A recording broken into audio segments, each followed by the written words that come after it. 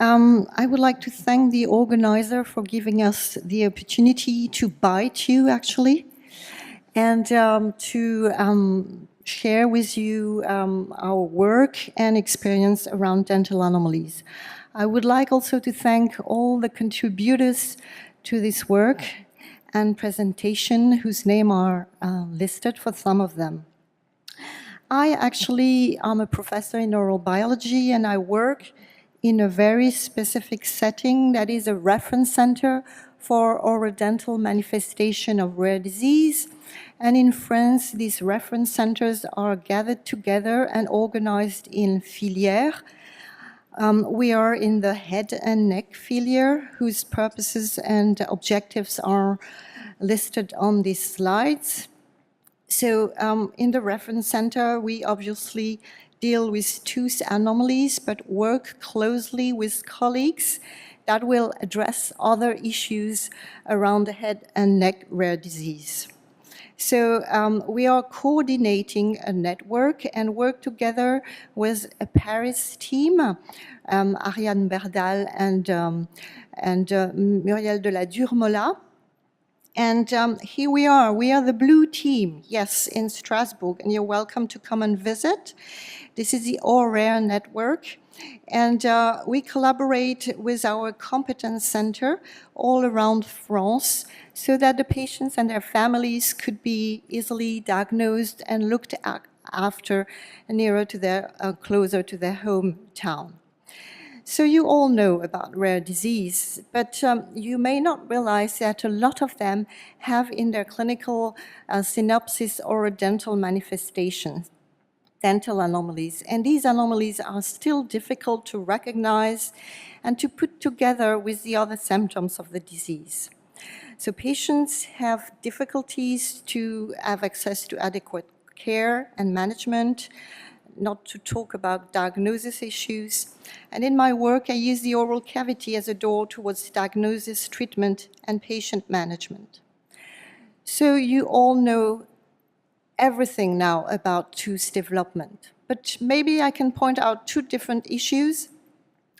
Tooth development is actually a very, very long process because it starts around the 6-7 weeks of embryonic development, even earlier if you consider neural crest cells, and lasts until, I don't know, 25 years of age, which is the end of the formation of the root of the third molar or wisdom teeth. So that's a long, extended period of development. The other very interesting thing about tooth development is that mineralization will fix in time the anomaly. So you will be able to look further back in development when you will look at teeth and their anomalies. And this is actually a very interesting feature in this morphology, coming back through development. So these dental anomalies, they cluster in number, shape, size of teeth. And then when you actually affect hard tissues, mineralized tissues, you always have a color anomaly, and we call them structural anomalies. And then root development and eruption of teeth within the oral cavity. And you know now that these anomalies directly relate to developmental problematics. Okay. So everything starts with the patient, really. And I've been setting up a database for orodental phenotypes to be able to standardize their, let's say, setup, and also to place these orodental anomalies within the context of larger genetic disease. So nowadays we have an extended number of patients in this database, and it encompasses a lot of rare disease. So to actually try to address the genotype behind these phenotypes, as well, maybe a missing tooth looks very like another missing tooth. Then it was important to be able to assess in a one-time all genes involved in orodental anomalies. And that's why we set up a panel encompassing all those genes. So we started as a research panel, And you can see there was a substantial number of genes involved, both already known as being responsible for dental anomalies in human rare disease, the diagnostic subpanel, and others that we knew important for dental anomalies and dental development, especially through the knowledge of mouse models.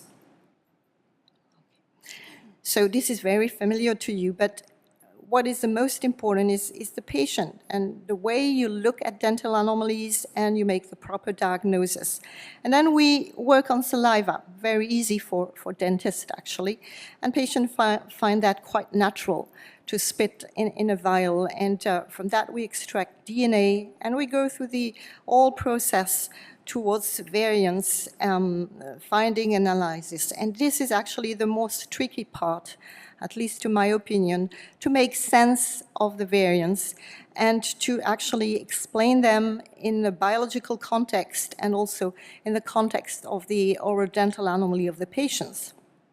So now, in order to go back to the patients and to be able to go to a diagnostic kind of state, we moved this panel towards not so much the research lab, but the diagnostic lab. And we were able to do that thanks to Interreg program. These are European funding within the Upper Rhine area in collaboration with Germany and Switzerland.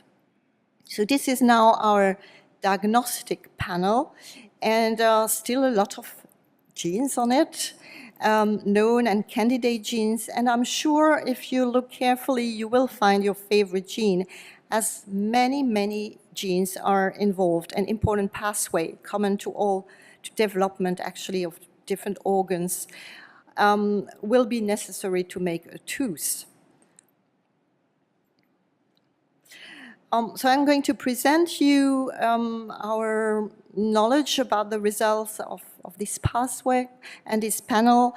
And we managed to sequence 288 patients. And you can see that we found pathogenic mutation, validated mutation, for 62% of our patients. This is quite a good diagnostic yield. And I would like to comment also on the isolated and syndromic. Most of the dental anomalies, as it is stated here, are believed to be isolated.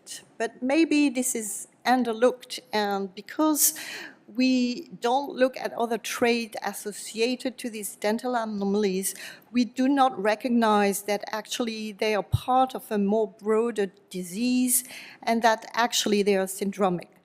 And it is well known to this audience that, for example, missing teeth can be the only manifestation in families where you would find cleft lip and palate in other affected members, for example.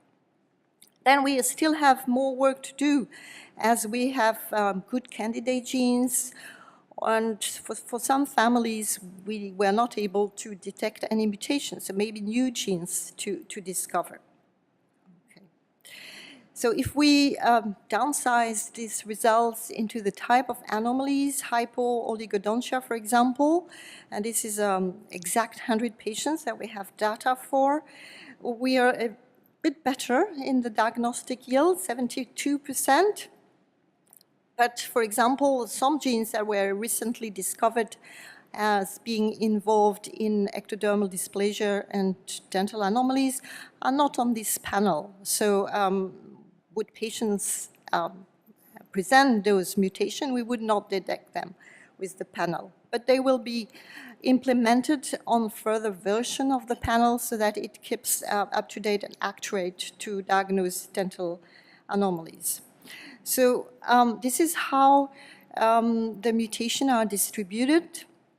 And indeed, the majority of patients present mutation in Wnt10A, so that's a Wnt signaling gene and pathway that is affected, and that is now believed to be responsible for 35 to 50% of mutations involved in patients with missing teeth. And then I'm going to show you some example of these other genes that we discovered. Very important things to remember about missing teeth. The primary dentition, milk teeth, is very less often affected. So if your patients have missing teeth in the primary dentition, this is a kind of there might be something. And then teeth are not missing randomly. They miss in a kind of pattern, and that is linked to the expression of divergent homeobox gene that very early on in development set up the fields and the localization of different type of teeth, the positioning and the type of teeth. Okay. So this Wnt10A mutation can be found either as an autosomal dominant or recessive transmission. They exist in isolation or associated to other symptoms in a variety of rare disease. And I always mention the clinician that addressed the patient to the reference center. So this is, our findings are pretty concordant with the literature.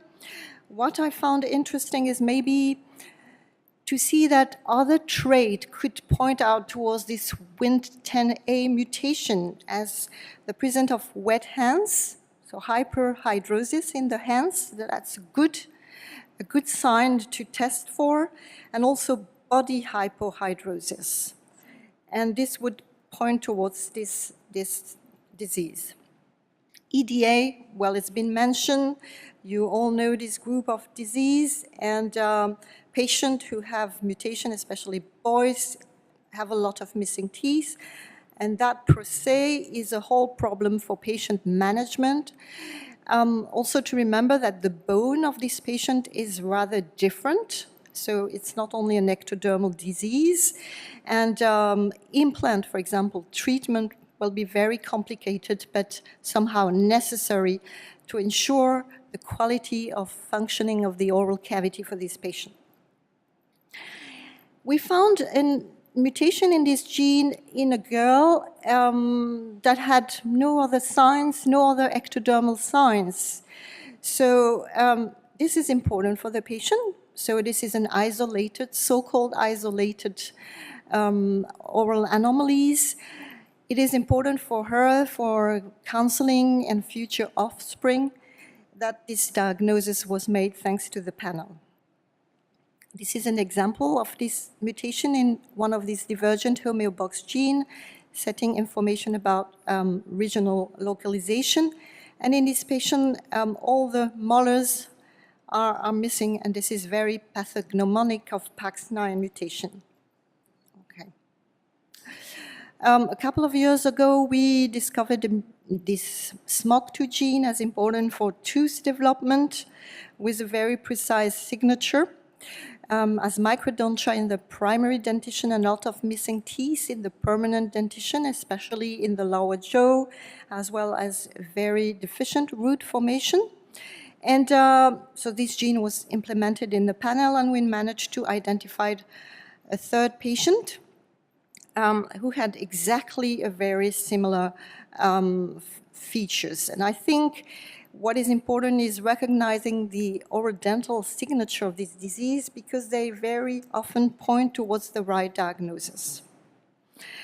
In the missing teeth area now, that's an interesting patient, because RANKS2 mutation usually links or has a consequence of supernumerary teeth, but this patient had missing teeth.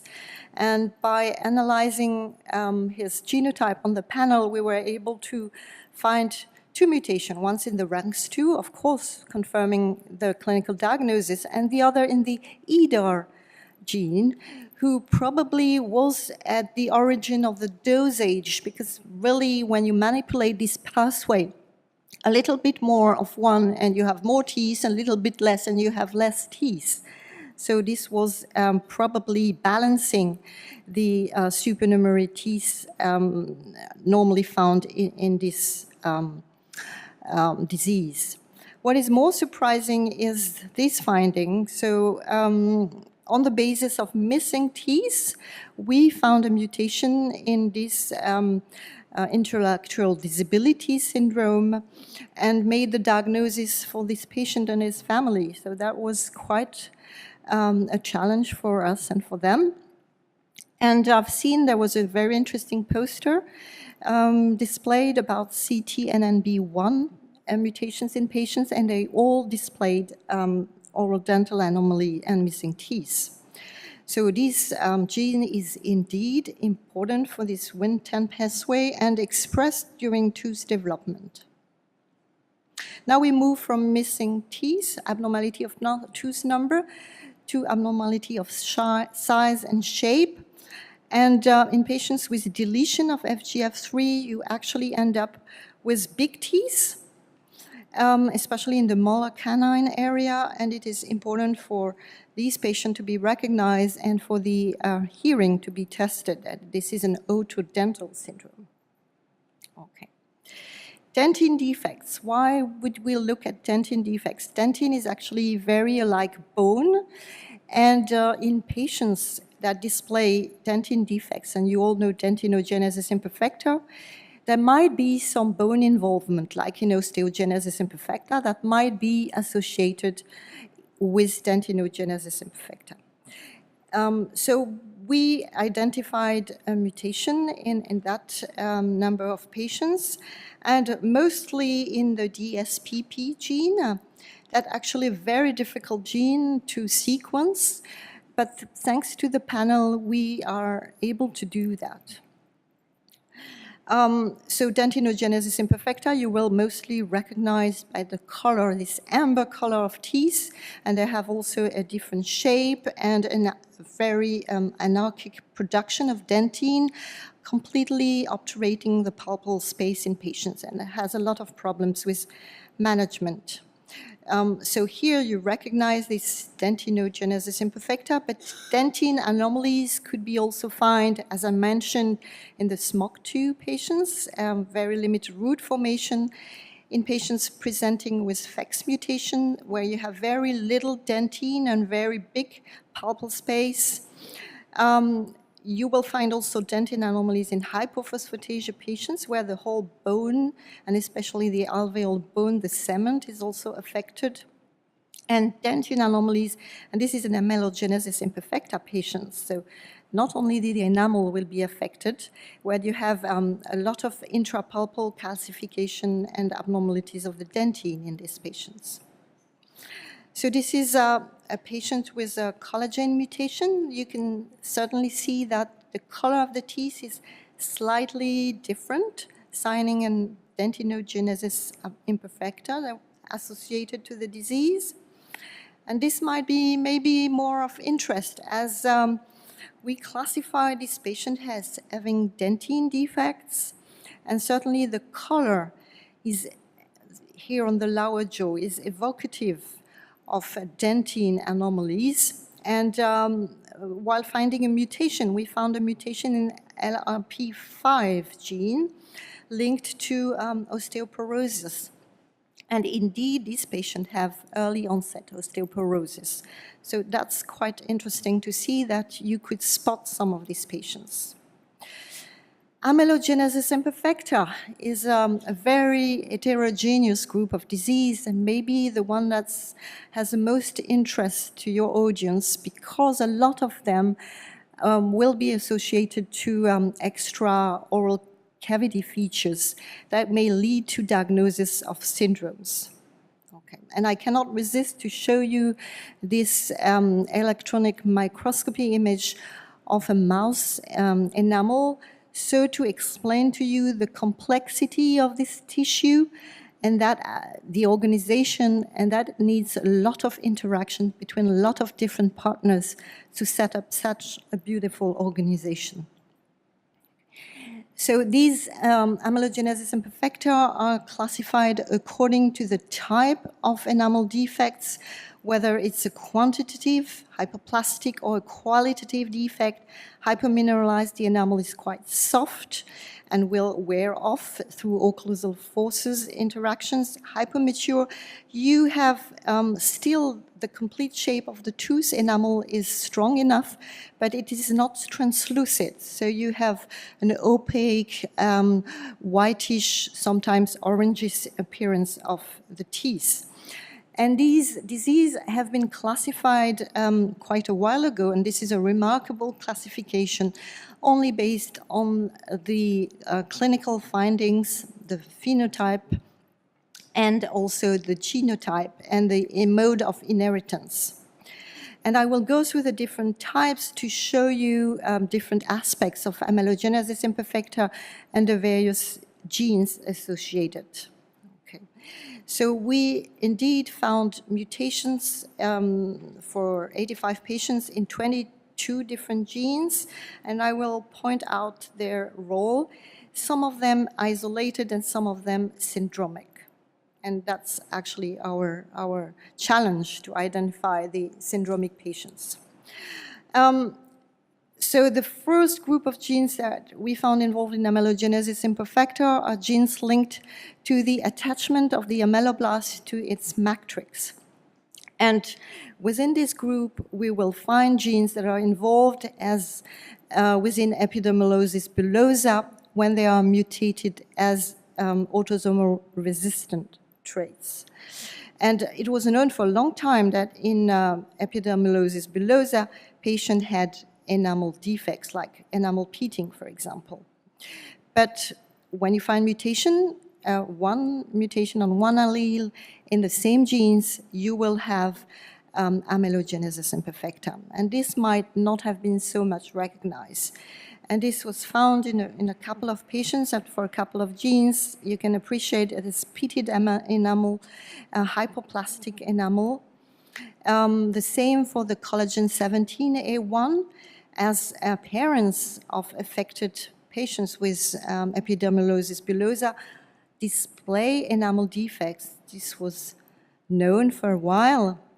But then mutation, and here we have a degenic inheritance mutation, both in collagen 17A1 and LAMA3 gene that lead to this pitting of enamel, and that's mutation on a single allele for those genes. That's other example, just to show you how it presents in the oral cavity. Just to show that our panel was actually working, we found mutations in these patients in the TSC1 gene, and we thought, oh, but this patient must have tuberous sclerosis. So went back to the medical record, and indeed, that was the correct diagnosis. Further, we found mutation in genes coding for enamel matrix protein. So you build the matrix, and then further in enamel formation, you destroy the matrix to reach complete mineralization, 96-98% mineral in enamel. So when you have these mutations, you have less enamel, so hypoplastic type. And you can find it as an autosomal dominant or autosomal recessive trait. Then patients are more affected, almost no enamel when you have mutation on the two alleles. This was the first gene to be discovered as involved in amelogenesis imperfecta in human, the gene coding for the amelix. So the father is more affected. And in the daughter, you have this bending pattern that does correspond to the lionization phenomenon, with band of normal enamel facing band of abnormal enamel. So we actually also wanted to see whether this was happening in this patient diagnosed with MLS syndrome, and we recognize this bending pattern, very obvious. Looking further at the molecular data and at the deletion, it was possible to see that the amelix was within the deletion, so explaining the dental phenotype in this patient. Another gene involved in AI, in hypoplastic, you can see less enamel. So that's now an interesting story, because this was recognized first as an isolated disease, really. Amelogenesis imperfecta associated or not with gingival hyperplasia. Why? Because nobody recognized really that this was actually associated with nephrocalcinosis and with FAM28 mutation. Now that we know better the disease, when we have patients that have this kind of oral phenotype, no enamel, sometimes we do have this kind of lunar appearance. Some impacted teeth, very enlarged follicular sac, abnormalities of root formation, intrapalpal calcification.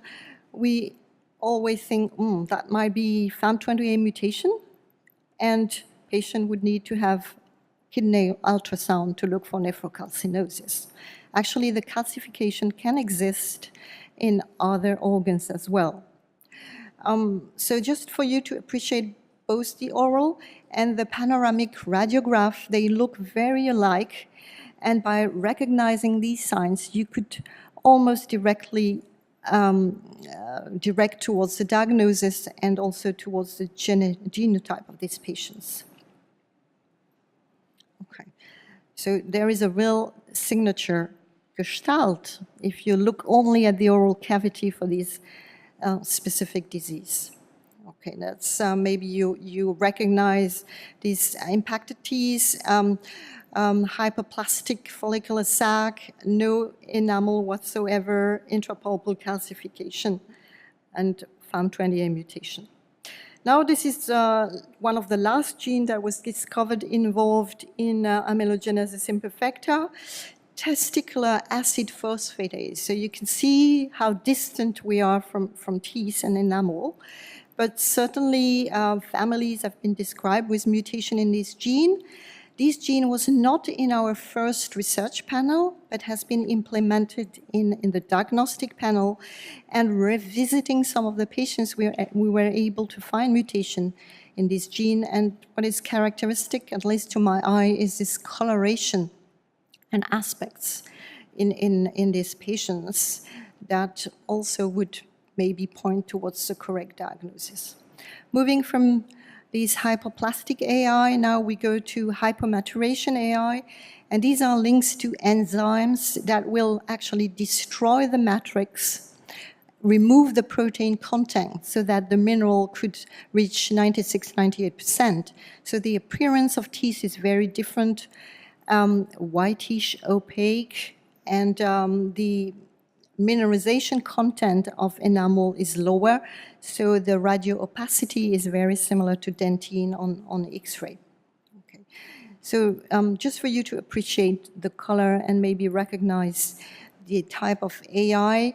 Also, molecules involved in trafficking. Actually, ameloblasts are cells that produce enormous amount of material that has to be conveyed towards the enamel matrix. So anything linked to trafficking, to transporting, to exocytosis may have an impact in amelogenesis and amelogenesis imperfecta. Okay.